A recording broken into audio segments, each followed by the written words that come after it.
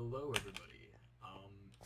Many of you probably don't know this, but I used to make Minecraft videos in like 2012, and they're kind of embarrassing, but some of them had some neat ideas. And with the growing popularity of the game again, I thought I came across an interesting phenomenon with Noteblocks and the way they interact with observers, and I thought I would share it because I have not seen anyone like document this. I have no idea what to do with this information, but if somebody does, this may help you. So I figured this out when I was trying to make a better design for a doorbell, because you have like your standard doorbell like this where it's kind of cluttered and it's not very streamlined. So that got sorry. So that got me thinking about like, well, what if I use an observer to observe a note block? Because I did some digging and there is you can use note blocks powered by observers. So a note block will actually emit a redstone signal. But what's interesting is it will emit a signal not only when it is changed in pitch, but it will also emit a signal when it is played. And what's even more interesting is that signal when it is played repeats twice with a button. So I thought this was super interesting because it allowed to have a really quick pulse for the redstone, and you can actually get the same block to fire a signal twice.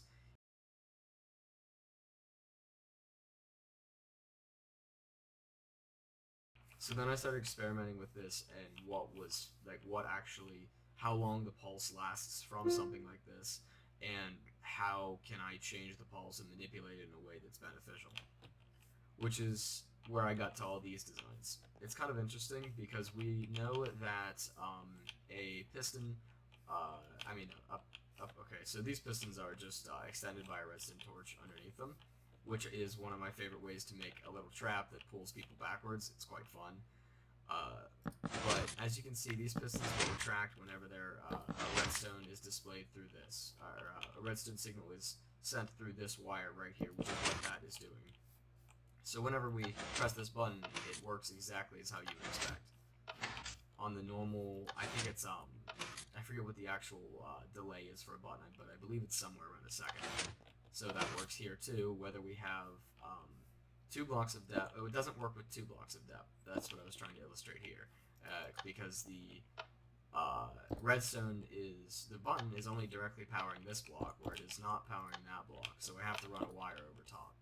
Normally this is just, circumvented using this design right here, where you just have no redstone on top. But it's kind of interesting because we can have a button power something through redstone, like this.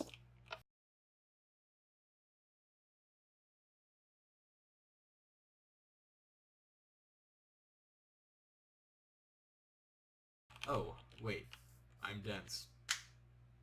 So, just furthering the claim here, observers only observe what is directly in front of them. So, if we have a redstone signal running through an observer, you can see that it. Oh, that's why that didn't work. So you can see that this observer produces power just based upon the redstone signal running in front of here, which, in my opinion, is really interesting. So we can check whenever a redstone pulse is running through something, which is nothing new. Well, and we can also check when a block moves. So anytime anything in the game updates, that observer will see that.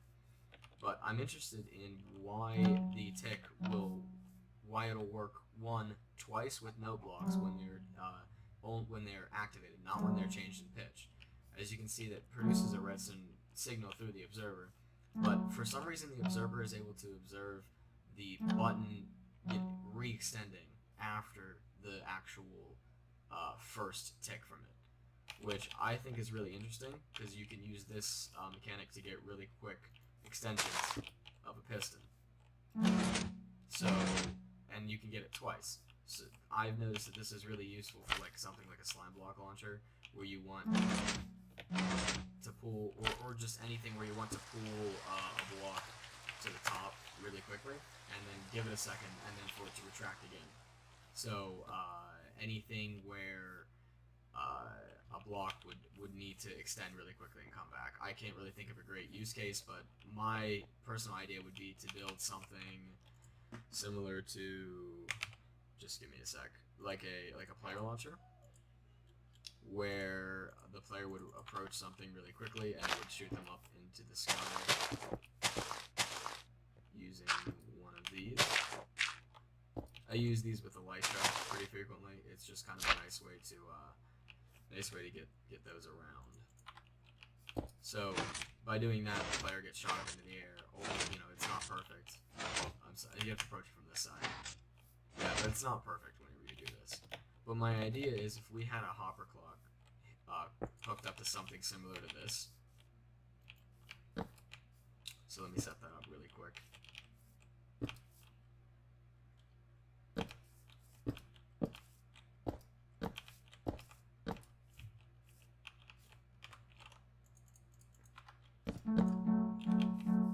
So you can see it's playing it through that block, and the observer is observing this.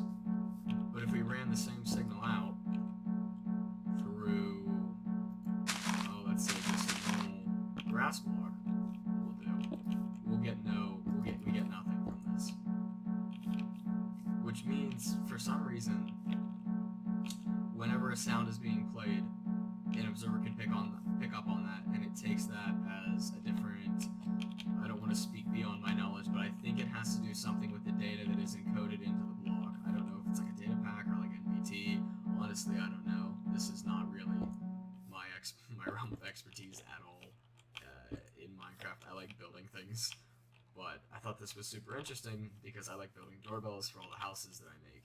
So I noticed that you could make pretty cool doorbells with this same mechanic, and that's actually how I discovered it. But like I said, you can't get things to actually turn off. This redstone torch will turn on if the pulse is long enough. Whereas if you run something out of it, you can still get it played. I don't know if I'm using the exact right terms here, but I think that this is super interesting. Whereas some redstone is powerable using this like double block method here, whereas some aren't. So you can kind of rig a redstone system that is almost like a semi-permeable redstone system, where some redstone can get through and some can't. I don't really know where this is applicable or how this is applicable in a meaningful way, but I know that you can make kind of cool doorbells with it using the same mechanic. And I think it's interesting because it skips the first block always whenever this is played. So right here, we have redstone traveling through the entirety of 2 blocks and then being replayed on this block from the depress of this button, but no sound comes from this first note block. So I think I may have accidentally figured out a way to make redstone travel 2 or 3 blocks, depending on how you want to measure this, through solid blocks. I mean, granted, at the expense of sound, but it's interesting because this doesn't work if the blocks are covered. Never mind. I'm dead wrong.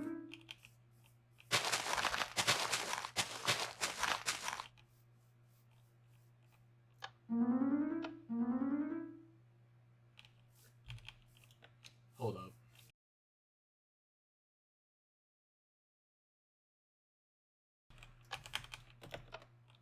So I revised the design a little bit, and I came up with something interesting that I don't know if anyone's done before. I've got a silent piston extender that can go through the walls of a house at almost any. Sorry, this world is just horribly rainy. At almost any distance, because this is a repeatable pattern, and yeah, and it's actually, it not only extends it, it also retracts it due to the second button press. So if I open this back up, you can hear the audio of it actually traveling down and repressing this button, if that makes sense. So you can see both the waves of the sound from the Noteblocks as they press, as they both extend the piston and then bring it back. I don't really know how this is applicable. Maybe people who wanted to do maybe people who were doing map building and they wanted a silent piston, something you really couldn't see, or somebody who was building a piston house in this, a situation where you had to move some block up in the back in an adventure map, or just a house where you wanted some sort of silent integration without running a wire, because these blocks here can also be moved by pistons and placed into position. So, it's kind of interesting because we can use slime blocks to move all of these. Let me go ahead and set up a demonstration really quick. So here's the setup I came up with. It's just got a hopper clock playing a note block up top here. But basically what this allows to do is this is completely silent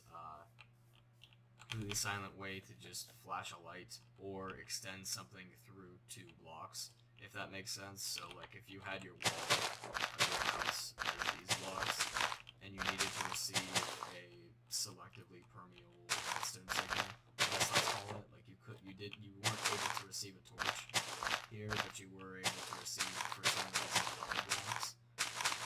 You're able to use kind of an extension to get up here, but like I said, this will not work. You will not be able to flash a torch with this, but you will be able to have a redstone signal out, which I think is just really strange. So I hope this helps somebody, some way, somehow. I'm not really sure how, but if nothing else, just kind of make a cool doorbell or a really long chain of extending and retracting pistons. So, see you next time when I come up with something possibly more useless or maybe more helpful.